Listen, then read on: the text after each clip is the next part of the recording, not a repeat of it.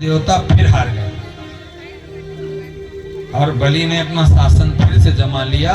और फिर बलि ने अपने गुरुदेव से निवेदन किया कि गुरुदेव, ये रोज का झगड़ा आप खत्म करो। कभी हम जीत जाते हैं, स्वर्ग पर आ जाते हैं, कभी ये देवता जीत जाते हैं। आप तो ऐसी कोई विधि बता दो कि ये स्वर्ग सदा के लिए हमारा हो जाए। तो शुक्राचार्य ने कहा कि इसके लिए तो तुम्हें 100 अश्वमेध यज्ञ करना पड़ेगा, तभी ये स्वर्ग तुम्हें सदा के लिए प्राप्त हो जाएगा। तो राजा बलि ने 99 अश्वमेध यज्ञ कर लिया और 100वां अश्वमेध यज्ञ कर रहे थे। नर्मदा के किनारे 100वां अश्वमेध यज्ञ कर रहे थे। उस समय इंद्र अपनी मां के पास थे। इंद्र ने कहा कि भैया, अगर राजा बलि का 100वां अश्वमेध यज्ञ पूरा हो गया तो ये इंद्र का आसन सदा के लिए हमसे चला जाएगा। भैया कुछ करो, अपने पुत्रों को भटकने से बचाओ, कुछ युक्ति लगाओ। तो इंद्र की जो मां है अदिति, अदिति के पति है कश्यप, वो कश्यप ऋषि के पास गई और अपने बालकों का दुख सुनाया। कश्यप ऋषि ने एक व्रत बताया, पयोव्रत। देवी, अगर आप पयोव्रत करती हो उससे प्रसन्न होंगे भगवान और प्रकट होकर उनसे फिर वरदान मांग लेना।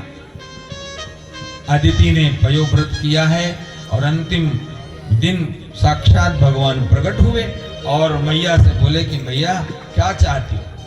अदिति ने कहा कि प्रभु, हमारे बालक दर दर भटक रहे हैं और राजा बलि 100वां अश्वमेध यज्ञ कर रहा है और यज्ञ अगर पूरा हो गया तो मेरे पुत्रों का जो सिंहासन है वो सदा के लिए उसका हो जाएगा। तो महाराज, मैं तो आपसे यही वरदान मांग रही हूं कि आप बलि को मार दो।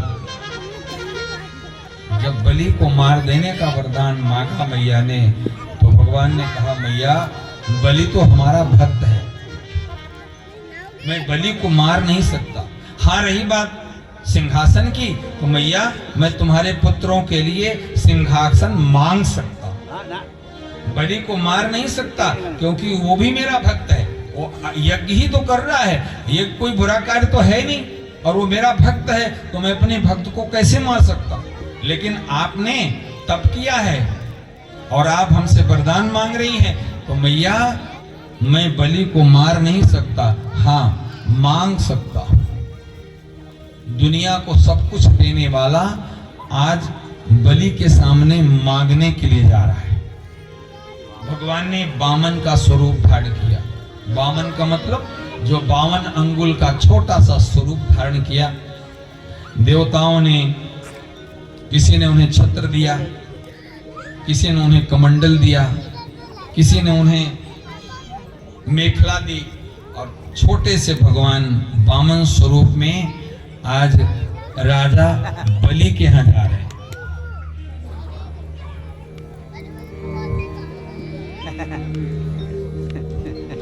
और भगवान वामन राजा बलि के यज्ञ में पहुंचे।